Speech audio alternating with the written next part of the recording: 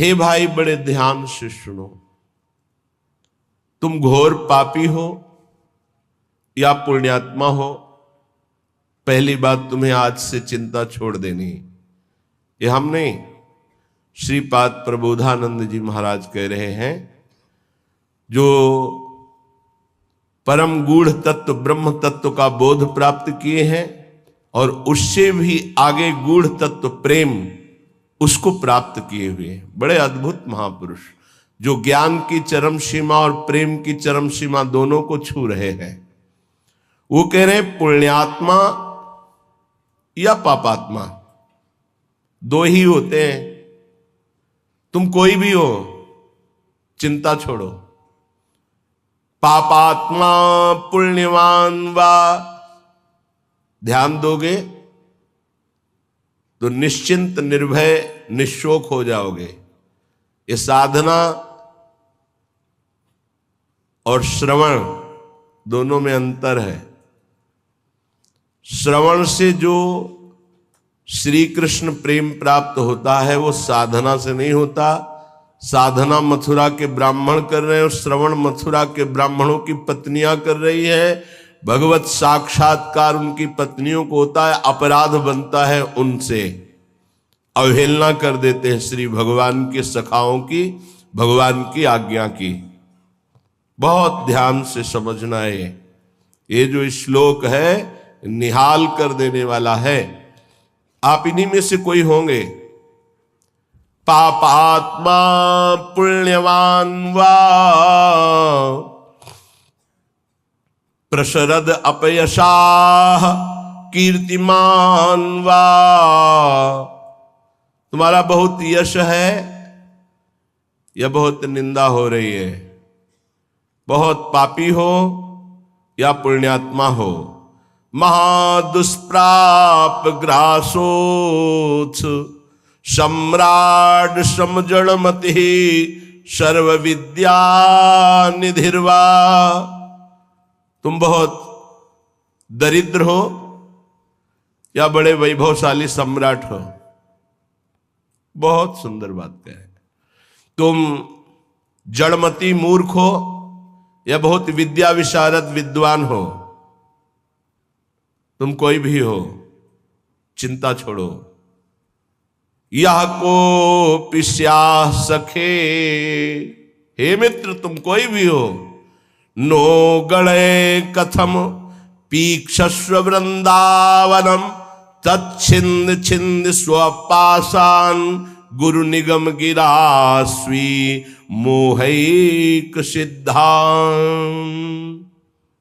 आहा, तुम पापी हो पुण्यात्मा हो, तुम दरिद्र हो या बड़े सम्राट हो, कीर्तिमान हो या तुम्हारी निंदा हो रही है, तुम जड़मती हो या बहुत विद्वान शास्त्र विशारद हो, अब चिंता मत करो। तुम्हें यदि वृंदावन धाम आने को मिल गया है और तुम्हें शास्त्र के अनुसार चलने वाले रसिक सदगुरुदेव की शरणागति मिल गई है, तो छिंद छिंद स्वापाशान, अब तुम्हारे जितने बंधन हो सब छिन्न भिन्न हो जाएंगे, नष्ट हो जाएंगे। यहां साधन शब्द का प्रयोग नहीं किया। क्यों? क्योंकि साधन असाधनों को मिटाने के लिए जन्म जन्म रगड़ करनी पड़ती है। भगवान आद्य गुरु शंकराचार्य जी ने कहा है कि 1000 जन्म साधना के बाद मुमुक्षता प्रकट होती है। शास्त्र जन्म जब साधना हो तब मैं मुक्त होना चाहता हूं ऐसी इच्छा प्रकट होती है। और भगवत प्रेमी महात्मा का एक क्षण का संग तात स्वर्ग अपवर्ग सुख धरी तुला एक अंग तूलनताय सकल मिल जो सुख लव सत्संग। अगर रसिक संत का संग मिल जाए तो मुमुक्षता नहीं, मोक्ष सुख भी एक पलड़े में रखा जाए, एक पलड़े में सत्संग का सुख, तो बोले मोक्ष हल्का हो जाता है। क्योंकि सत्संग से सीधे प्रेम की प्राप्ति होती है, आत्मरति प्रभुरति। रसिक महापुरुष का हृदय हर समय आनंद की उफान में रहता है। जब आनंद की कमी होती तो दूसरों से सुख लेने की वासना जागृत होती है। जब आनंद की उफान होती तो दूसरों को सुख देने की भावना जागृत होती, जिसे तत्सुख भाव कहते हैं। ये रसिकों में सिद्ध है। ये तत्सुख भाव, सुख देवे को चाव चित, सबसो हित निष्काम, या सुधर्म हरिवंश को नाम गिरा विश्राम। जो निरंतर नाम और वाणी में रत हैं, ऐसे रसिकों के हृदय में करुणा आनंद की उफान आती रहती है। तो कोई चाहे जितना पतित हो या पुण्यात्मा हो, दरिद्र हो या महाराजा हो, विद्वान हो या मूर्ख हो, सबको परम प्रेम प्रदान करने की सामर्थ्य रसिक सदगुरुदेव के चरणों में है। तो जो अपने मोह का छेदन कराना चाहता है, वो गुरुदेव के चरणों का आश्रय लेकर उनकी आज्ञा के अनुसार चले। गुरुदेव कैसे? बोले गुरु निगम गिरास, जो शास्त्र मर्यादा से सिद्ध हुए हैं। मनमानी आचरण करने वाला, शास्त्र विरुद्ध आचरण करने वाला साधक नहीं होता, फिर सिद्ध कैसे हो सकता है? सिद्धों में कुछ दिव्यताएं होती हैं जो समझ के परे होती हैं। वो हमारी मानुषिक बुद्धि नहीं है। वो दैवी संपदा का सिद्ध महापुरुष, उसकी कुछ ऐसी चेष्टाएं हो सकती हैं जो बालवत या पागलवत दिखाई दे सकती है, लेकिन बहुत ऊंचे में है, जहां कोई कर्म छू नहीं सकता, जहां कोई विषय स्पर्श नहीं कर सकता, जहां किसी भी तरह के बंधन का कोई भी हेतु नहीं रह गया है। वो ऐसी स्थिति होती है। बोले उनके आज्ञा अनुसार अपने जीवन को चलाना, ये इसलिए शर्त गुरुदेव में भी रखी गई है। तस्मात् शास्त्रम प्रमाणम ते। कोई भी ऐसा साधक नहीं जो सिद्धावस्था की तरफ गति कर रहा हो, शास्त्र विरुद्ध आचरण करके सिद्ध हो जाए, असंभव। तो फिर गुरुदेव कैसे ऐसे हो सकते हैं?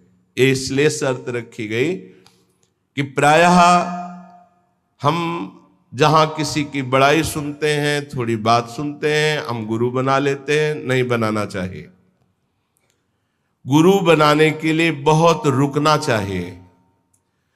वर्ष 2 वर्ष कम से कम सत्संग सुनो। किसी और से नहीं, अपने हृदय से जांचो, किसी और से नहीं। क्योंकि और की मति किस कोटि की है, वो आपकी बुद्धि को भ्रष्ट भी कर सकती है, आपकी बुद्धि को फंसा भी सकती है।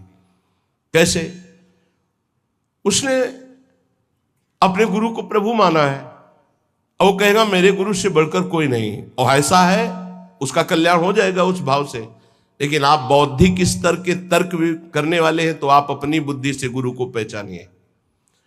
कोई कह रहा है कि पाखंड है, ये उसकी बुद्धि का है, आप अपनी बुद्धि से निर्णय कीजिए। किसी की श्रद्धा और किसी की अश्रद्धा से अपने हृदय में कोई फर्क नहीं पड़ना चाहिए। स्वयं निर्णय करना चाहिए भगवान को साक्षी करके कि हे प्रभु सच्चिदानंद, आप मेरे हृदय को जानते हैं और सामने बैठे हुए हृदय को जानते हैं। तो नाथ, मेरे सदगुरुदेव के रूप में आप कहाँ हैं, कौन हैं, मुझे परिचय दीजिए, तो प्रभु आपका संबंध करा देंगे। अभी एकांतिक में एक भक्त ने प्रश्न किया, बोले आपके प्रवचन सुनते हैं तो एकदम विरुद्ध गुरुजी के वचन लगते हैं, गुरुजी के वचन जब सुनते हैं तो आपके विरुद्ध लगते हैं। तो हम कहा निर्णय करो आप कि किसके वचन सत्य हैं। तो बोले जब इधर का सत्संग हम सुनते हैं तो लगता है नहीं, जीवन का लक्ष्य भगवत प्राप्ति, तो गुरु पे अश्रद्धा होती है, मुझे क्या करना चाहिए। साधक फंस जाता है। उसको लगता है, वो खुद बोला, मुझको लगता है यदि मैं शास्त्र विरुद्ध चलता हूं तो जीवन बर्बाद होता है गुरु की बात मान के, और यदि आपकी बात मानता हूं तो गुरु का अपराध लगता है, क्या करूं। नहीं, डरने की जरूरत नहीं। गुरु बलि तजेऊ कंत ब्रज बनितन, भे मुद मंगलकारी। गोस्वामी तुलसीदास जी बड़े सिद्ध महापुरुष हैं। भे मुद मंगल का, वो स्वयं मंगल नहीं, दूसरों का मंगल करने वाले बन गए। भगवत प्राप्ति नहीं तो जीवन का लक्ष्य क्या है?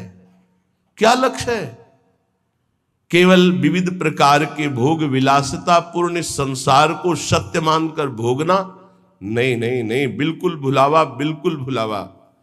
हमें भूल भुलैया में नहीं फंसना। कभी कभी माया के पार्षद भगवान के पार्षद का रूप रख करके आते हैं, हमें ठग करके भूल भुलैया में लगा देते हैं। नहीं, सदगुरु भगवान श्री कृष्णचंद्र जो हैं, हम उनसे प्रार्थना करें कि यदि प्रगट में गुरुदेव की जरूरत है तो आप मुझे बताओ कहां प्रकाशित हो, या तो उनसे मुझे मिला दो या उनको मेरे पास भेज दो। यदि जरूरत है तो आप ये व्यवस्था करो, मैं तो आपको गुरु मानता हूं, बस निहाल हो जाओगे। हमारी बात मान लो। श्रीपाद कह रहे हैं, रसिक सदगुरुदेव के चरणों का आश्रय लेकर स्वयं मोहिक सिद्धांत, अपने मोह का नाश कर दो, देह की प्रियता, देह के रिश्ते नातों का, तो सिद्धांत तुम्हारे अंदर सिद्धावस्था आ जाएगी। सिद्धावस्था प्रिया प्रीतम के प्रेम रस में डूबना।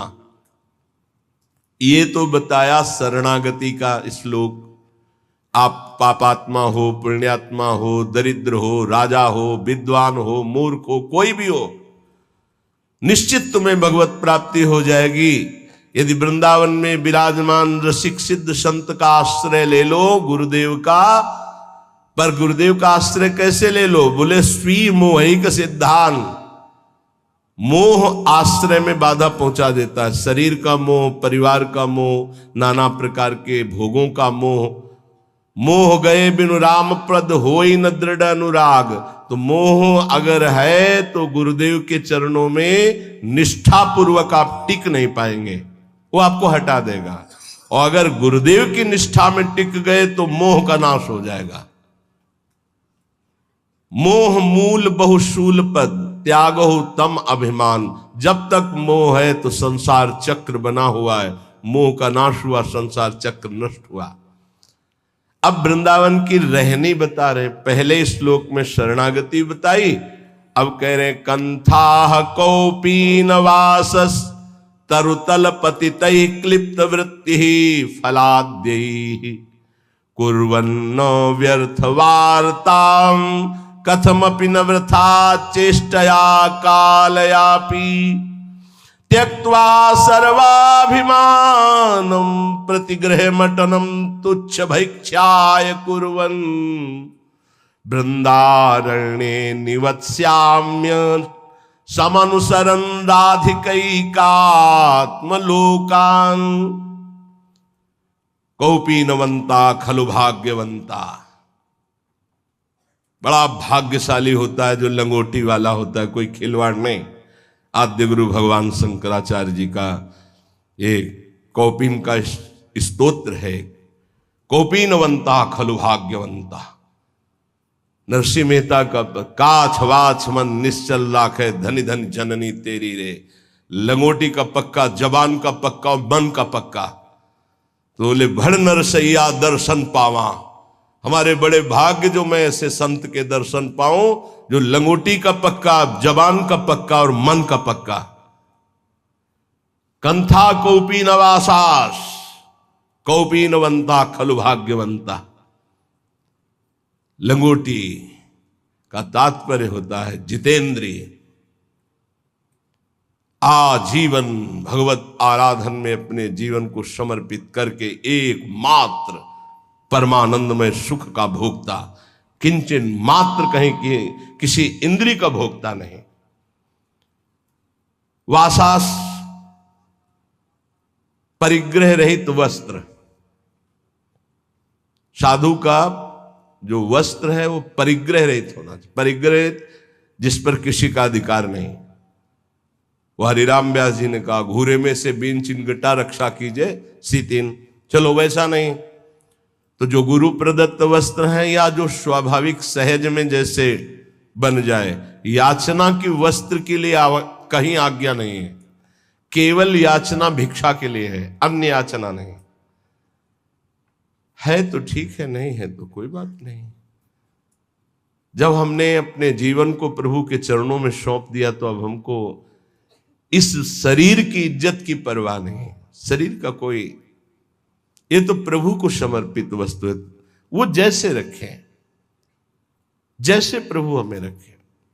हमारी याचना नहीं होनी चाहिए। तो अयाचक वृत्ति से यदि कोई हमको दे दे तो भी हम कम पैसे वाली चीज से अपना गुजारा करना सीखें। शरीर स्वस्थ हो, साधन पथ में हम चल रहे हैं, तो कोशिश करें कि कम पैसे वाला कपड़ा हमारा हो, कम पैसे से हमारा पेट भर जाए, कम पैसा हमारी दिनचर्या में लगे। ये जीवन भर इसका निर्वाह गुरुदेव की कृपा से हुआ है। अब तो जैसे प्रभु रखें, प्रभु जैसे। शरीर स्वस्थ है तो टोटी से उतना ही पानी निकालना है प्रकृति का जितना आपको आवश्यक है। लाइट उतनी, ये नहीं कि आपके कमरे की है, नहीं, विश्वात्मा भगवान आपको सुविधा दे उतना ही पंखा चलाओ जितनी जरूरत। जितना लाइट की, अगर बिना लाइट के आपका काम चल रहा है, पढ़ना नहीं, दरवाजा बंद, लाइट बंद, शांत अंधेरे में बैठकर चिदानंद स्वरूप प्रिया प्रीतम के ध्यान में मगन हो। साधु की एक अपनी रहनी होती है। ये बाहर घूम रहे हैं, पंखा चल रहा है, कूलर चल रहा है, वो सब तुम्हारे भजन कट रहे हैं। तुम क्या समझते हो फ्री चल रहा है? प्रकृति कोई तो पैसा देगा ना, तो प्रकृति से उतना ही प्रतिग्रह लिया जाए जितने की अत्यंत आवश्यकता हो, चाहे गृहस्थ हो चाहे विरक्त। वो तुम्हारी संपत्ति नहीं, विश्वात्मा भगवान की है, तुम्हें सेवा के लिए दिए। अगर तुम बिजली उतनी खर्चा करोगे तो वो दूसरे की सेवा में आगे आ जाएगी। प्रकृति बहुत बड़ी है, परमात्मा की ये संसार की जो सृष्टि है सबकी सेवा में पहुंचने के लिए वस्तुएं, हम उतना ही प्रयोग करें जितनी हमें आवश्यकता है। ये हमें उन्नति अध्यात्म की प्रदान करेगी। तो वास, वस्तु, वस्त्र उतना ही प्रतिग्रह शून्य होकर प्रयोग करे जितनी अत्यंत आवश्यकता है। और विरक्त के लिए घर परिवार से मनी ऑर्डर आकर के खर्चा होना, इससे अच्छा घर लौट जाए और वहां जाके मेहनत करे और फिर अपना जीवन यापन करे। अगर विरक्त है तो एकमात्र आश्रय गुरुदेव का, श्री भगवान का, बस जैसे भरण पोषण करें, जैसे बहुत अच्छे से कहते हैं।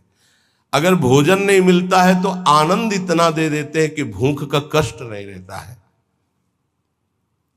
सच्ची मानिएगा, ये केवल प्रवचन की बात नहीं है, ये छाती की बात है। कई कई दिन जब भोजन नहीं मिला तो इतना आनंद पवा देते थे कि भोजन की भूख मिट जाती थी। नहीं खान पान ते भावे है, नहीं कोमल वसन सुहावे है, ये प्रतिग्रह शून्यता। कंथा कौपी नवासस, नहीं खान पान ते भावे है, नहीं कोमल वसन सुहावे है, सब विषय लगे ते खारा है, हरि आशिक का मग न्यारा है।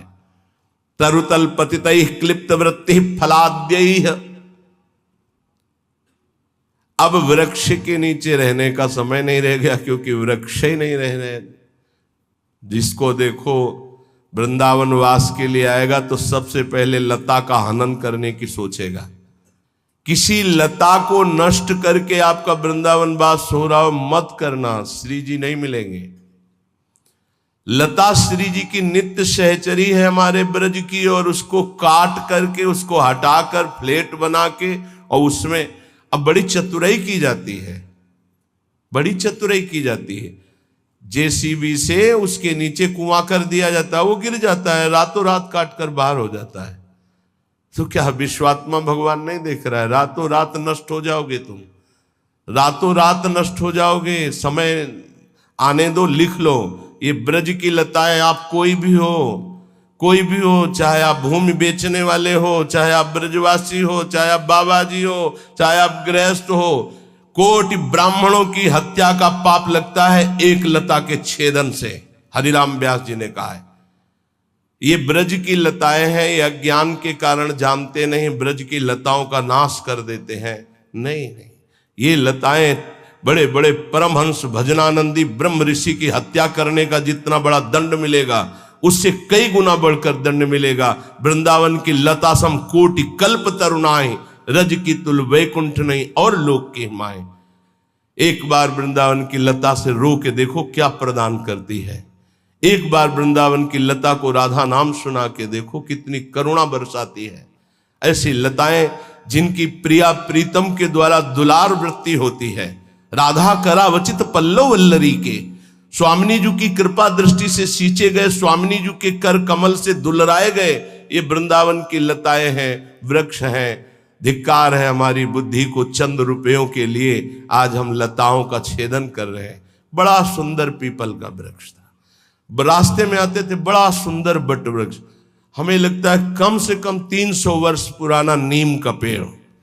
ऐसे गए, अब कुछ बस नहीं चलता, कुछ बस नहीं चलता। हरिराम व्यास जी आज के 500 वर्ष पहले लिखे थे कि वृंदावन मथुरा कट रहा है, मुझे बर्दाश्त नहीं हो रहा। कट रहा है मतलब लताएं, मानसरोवर में इतनी लताएं थी। आज के 25 वर्ष जो दर्शन किए, कुंज की कुंज, कहीं घुस के बैठो, रो प्रिया प्रीतम के लिए, ऐसा वातावरण। अब वही संगमरमर, वो रज नहीं ढक दी गई, लताएं काट दी गई, संगमरमर बिछ गया, बोले उन्नति हो गई। हमारे ब्रज की उन्नति संगमरमर से नहीं है, रज और लताओं से है। ये रोड से उन्नति नहीं है, रज और लताओं से उन्नति है। जब हम परिक्रमा में लौटते तो जो ब्रह्मानंद मिलता है वो पद्मासन लगा के बैठने से नहीं मिलता, ध्यान रखना। बड़े बड़े महापुरुषों को देखा, अब रज रानी के दर्शन मिलना दुर्लभ है। हर जगह व्यवस्था ऐसी, छू न जाए रज, जिससे कल्याण होना है, जिससे परम पद मिलना है। बोले त्यक्त्वा सर्वाभिमानम प्रतिग्रह मटनम तुच्छ भैक्ष्याय कुर्वन्। अगर प्रिया प्रीतम के प्रेम रस को प्राप्त होना है तो तुम्हारे प्रसाद में श्री जी का भोग प्रसाद तो हो ही, ब्रजवासियों का टुकड़ा जरूर हो। ये हम सिद्ध महापुरुषों की बात कहते हैं, गुरुदेव के श्रीमुख की बात कहते हैं, अपने हृदय की बात कहते हैं। गुरुदेव ने कहा नीलांबर पीतांबर उसी के नेत्रों में झलकता है जिसके प्रसाद में ब्रजवासियों का टूक होता है। बड़े बड़े महापुरुषों ने ब्रजवासियों के टूक की महिमा गाई है और ऐसे आदेश दिए हैं कि यदि वो बच्चे को शौचा कर बिना धोए उसी हाथ से रोटी दे रही तो दोष दर्शन मत करना, उस रोटी को ले लो और धो करके पालो, तुम्हें प्रिया प्रीतम की प्रेम प्राप्ति होगी। बहुत सिद्ध जन है ये जो ब्रजवासी जन है, सच्ची मानिए, ये इनको गृहस्थ मत जानिए, इनको साधारण मत जानिए, असाधारण है। इन्होंने बहुत भजन किया तब जाके ब्रज में सीधे माँ के गर्भ से इस रज में प्रकट हुए हैं। और उनके घरों के जो टूक है उनमें बड़ी सामर्थ्य है प्रेम प्रदान करने की, लेकिन वो आदेश दे के मंगाने वाले से नहीं, उनके दरवाजे पे जाकर के उनके टुकड़े मांग कर खाने के। त्यक्त्वा सर्वाभिमानम प्रतिगृह मटनम तुच्छ भैक्ष्याय कुर्वन्। हमें जो अपमान ब्रजवासियों के दरवाजे में मिलता है वो जानते हो क्या करता है? हमारे प्रारब्ध का नाश करके, हमारे अहंकार का नाश करके प्रिया प्रीतम की प्राप्ति कराता है, पक्का। डरो मत, जब ब्रजवासी गाली दे अपमान दे तो छाती फुला लो कि आज हमारे बहुत बड़े प्रारब्ध का नाश होगा और प्रिया प्रीतम के मिलने का संयोग बन रहा है। बात हमारी मान लीजिए, पक्की बात आपसे कह रहे हैं। त्यक्त्वा सर्वाभिमानम प्रतिगृह मटनम तुच्छ भैक्ष्याय कुर्वन्। कुछ लोग ये शब्द सुनकर, जैसे हितधाम में भी वृंदावन महिमामृत की चर्चा, तो ब्रजवासी के पास जो है अपने कि देखो हमारे पास सब कुछ है, आदेश हुआ है कि भिक्षा ले, तो पहले ये दिखा के सम्मान प्रीता चाहना, ऐसा नहीं।